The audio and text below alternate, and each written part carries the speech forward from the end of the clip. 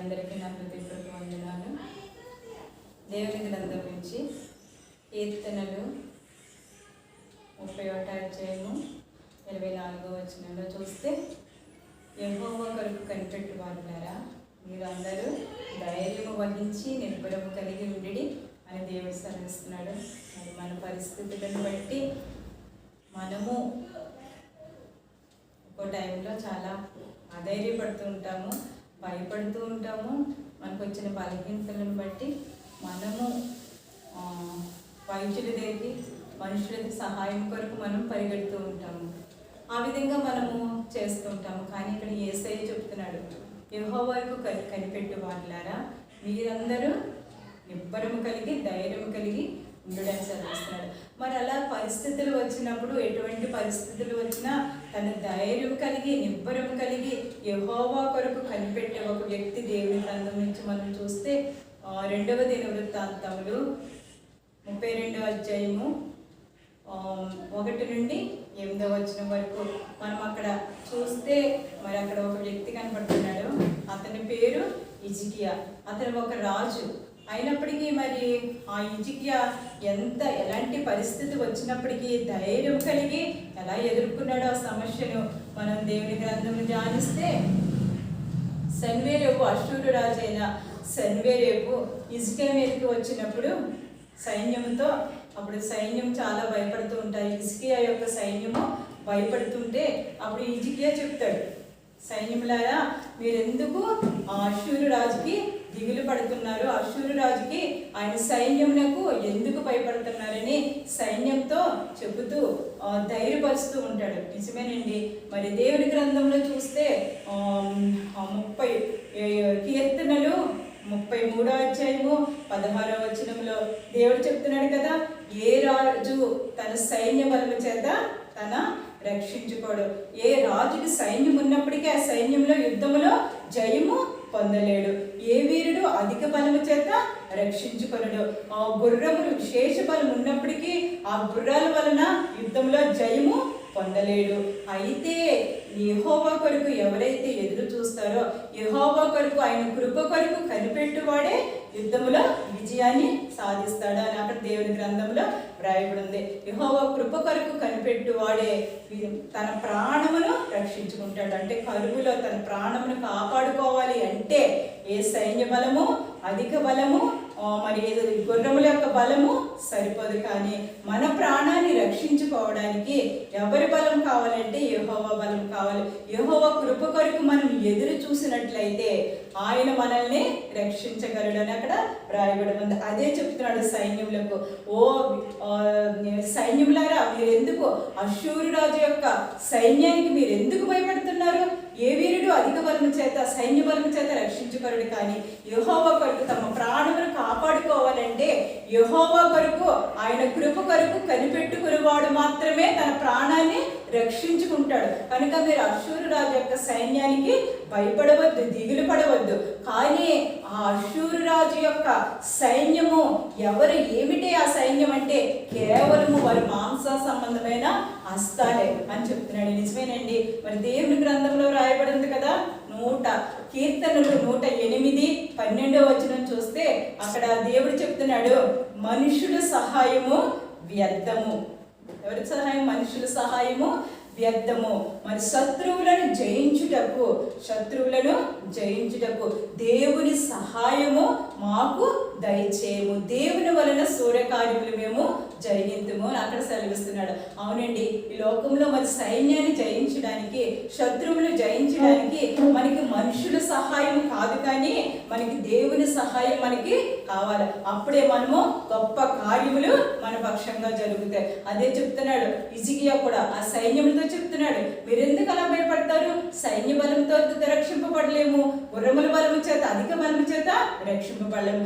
మనము యెహోవా కొరకు కనిపెట్టువారము కనుక మనం ధైర్యం కలిగి ఉందాము. మనుషుల సహాయము వ్యర్థము. మనుషుల సహాయం కొరకు మనము జీవించొద్దు. దేవుని సహాయం చాలా గొప్పది అని హిజ్కియా తెలుసుకుని తన సైన్యంతో ఏం చెప్తున్నాడంటే ధైర్యపరుస్తున్నాడండి, సైన్యాన్ని ధైర్యపరుస్తున్నాడు. మరి అక్కడ ఇంకొక మాట వ్రాసి ఉంటుంది 32వ దినవృత్తాంతంలో 2వ దినవృత్తాంతంలో 32వ అధ్యాయము 8వ వచనంలో చూస్తే అక్కడ చక్కని మాట ఉంటుంది. మరి ఆ సైన్యానికి కేవలము మాంస సంబంధమైన బాహువు మాత్రమే వారికి అండ.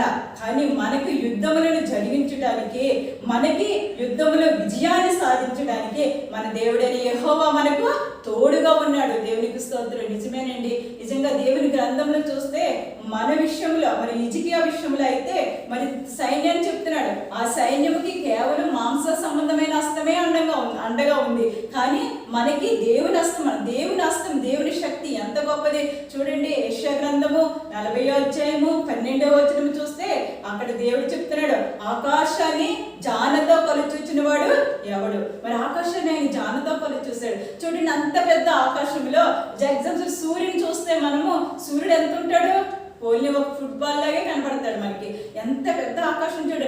అలాంటి సూర్యుడు, ఆ పెద్ద ఆకాశంలో ఒక చిన్న ఫుట్బాల్ గా కనిపించే సూర్యుడు ఈ భూమి మీదకి దిగాలంటే 13 లక్షల భూములు ఒకటైతేనే కానీ ఆయన సమానంగా పట్టాడంట. అంటే సూర్యుడు ఈ భూమి మీదకి రావడానికి 13 లక్షల వైశాల్యం కలిగి 13 లక్షల వెడల్పు కలిగిన సూర్యుడు. ఆయన అంత పెద్ద సూర్యుడు అనమాట ఆకాశంలో ఉన్నాడు. కానీ ఆకాశంలో సూర్యుడే ఈ భూమి మీదకి రావాలంటే 13 లక్షల భూములు సృష్టింపబడాలి. అలా సృష్టింపబడితే సమానంగా పడతాడంట. 13 లక్షల భూములకు సరిపడా సూర్యుడు ఆకాశం మీద ఓన్లీ ఫుట్బాల్ కింద మాత్రమే కనబడుతున్నాడు. అయితే మరి ఆకాశం ఎంత పెద్దగా ఉంటుంది? సూర్యుడే ఎంత పెద్దవాడైతే ఆ ఆకాశం ఎంత పెద్దగా ఉంటుందండి. మనం గ్రహిస్తే అసలు మన జ్ఞానానికి అందదు ఆయన సృష్టి. ఆయన ఎంత గొప్పవాడో మనం మాటలతో కూడా మనము ఆయనని వర్ణించలేము, చెప్పలేము. అలాంటి గొప్ప దేవుడు ఆకాశాన్ని జానతో కొలుచూసాడంటే, అంత పెద్ద ఆకాశాన్ని ఆయన జానతో కొలుచూసాడు. అంత గొప్ప బాహువ మనకి అండగా ఉంది.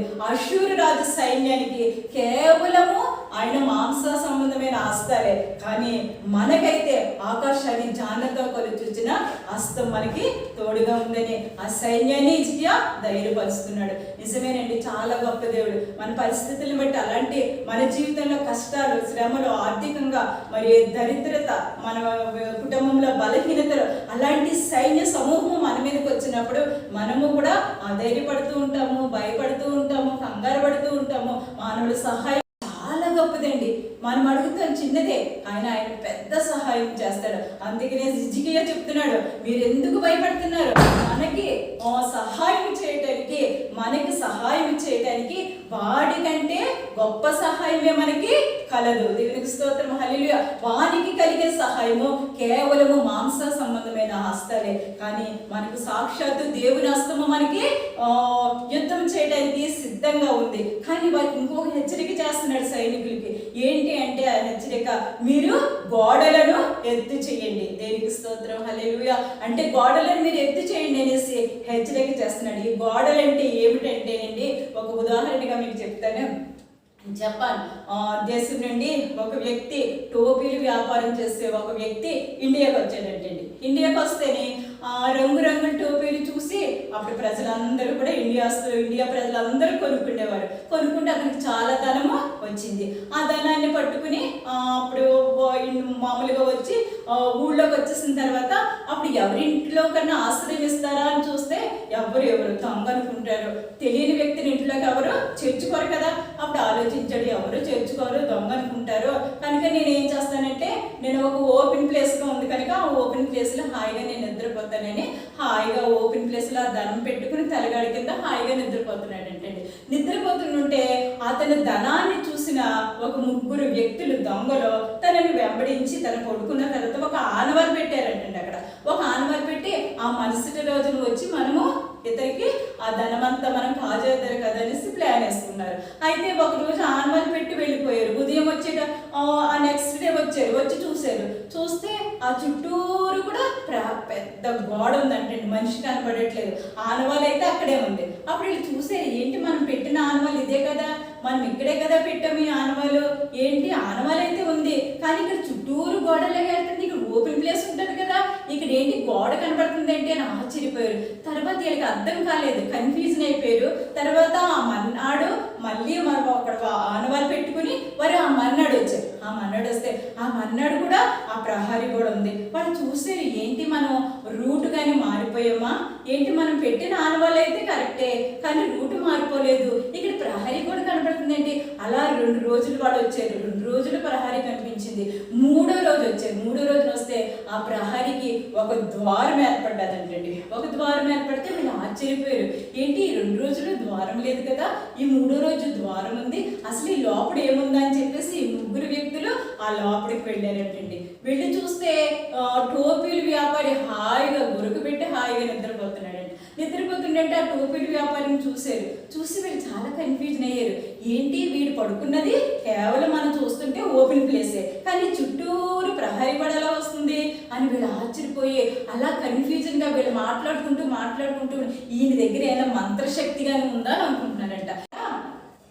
అప్పుడు వీళ్ళు ఇలా మాట్లాడుకునే టైంలో ఈ టోపీ వ్యాపారికి మెలకువ వచ్చి లేచి చూసేటప్పటికి వాళ్ళ ముగ్గురిని చూసి భయపడ్డాడంట. అమ్మ వీళ్ళు ఎవరో అనేసి భయపడితే వీళ్ళు దొంగలో ఏంటి, నాకు ధనం ఉంది కదా, ఇంత అర్ధరాత్రి టైం వచ్చారనేసి చాలా భయపడితే అప్పుడు వీళ్ళు చెప్పారు, మీరు భయపడకండి, మేము దొంగలమే కానీ మేము హాని చెయ్యం, మీ ధనాన్ని మేము దోచుకోం, కానీ మీరు ఒక సంగతి మాకు తెలియచేయాలి, ఒక విషయం మాకు చెప్పాలి, ఒక విషయాన్ని మేము అడగటానికి వచ్చాం అనేసి అప్పుడు అతను అడుగుతుంటే ఏంటి ఆ విషయం అంటే, మీ చుట్టూరు ప్రహరీ కూడా ఎలా ఏర్పడ్డది, మీరు పడుకున్నది ఓపెన్ ప్లేసే కదా అని అడిగారంట. అడిగితే అతను ఆశ్చర్యపోయాడు, ఏంటి నేను పడుకున్నది ఓపెన్ ప్లేసే, చుట్టూరు ప్రహరీ గోడ ఎలా వస్తుంది, నాకు కూడా తెలియదు అని చెప్తే, నిజం మేము చూస్తున్నాం, ప్రహరీ గోడ చుట్టూరు ఉంది, మేము చూస్తున్నాం, 3 రోజుల నుంచి చూస్తున్నాం, కానీ ఈ రోజు అయితే ఒక ద్వారం ఏర్పడ్డది, ఈ 2 రోజులు ద్వారం ఏర్పడలేదు, ఈ రోజు ద్వారం ఏర్పడ్డది కనుక మేము నీ దగ్గరికి రావాలి, ఏంటి నీ మంత్రశక్తి ఏంటి చెప్పు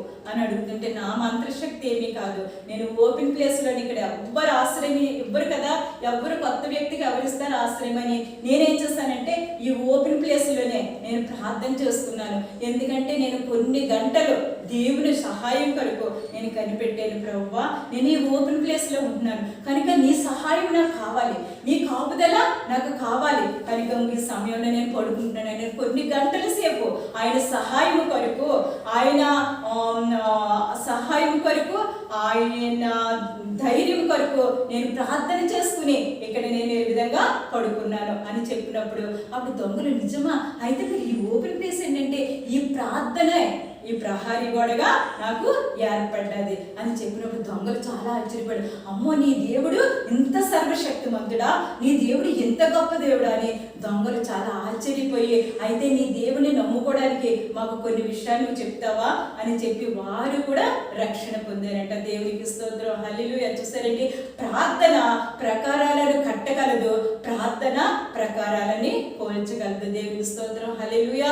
మరి ప్రకారాలను కట్టింది ఎందుకంటే శత్రు సైన్యము లోపలికి రాకుండా దేవుడు ఏం చేశాడంటే ప్రార్థన అనే ప్రకారాలని ఈ టోపీ అమ్ముకునే వ్యాపారి కట్టుకున్నాడు. అదే విధంగా చెప్పాడు హిజ్కియా కూడా తన సైన్యంతో, మీరు ఒకే ఒకటి చేయండి, దేవుని హస్తం మనకి అండగా ఉంది, మాంస సంబంధమైన హస్తం కాదు, దేవుని హస్తం మనకి అండగా ఉంది, కానీ మీరు ఏం చేయాలంటే ప్రార్థన అనే ప్రకారాలను కట్టండి, సైన్యము లోపలికి రాడు, యుద్ధము ఆ వెనకతల మన కొరకు సహాయం ఉంది, ఆ సైన్యము ఆ గొప్ప హస్తము ఆ వెనకతల శత్రువులతో యుద్ధము చేసి జయం పొందుతుంది, మీరు మాత్రము ప్రార్థన అనే ప్రకారాలను కట్టండి అని సైన్యంతో చెప్పారండి. దేవునికి స్తోత్రం, హల్లెలూయా.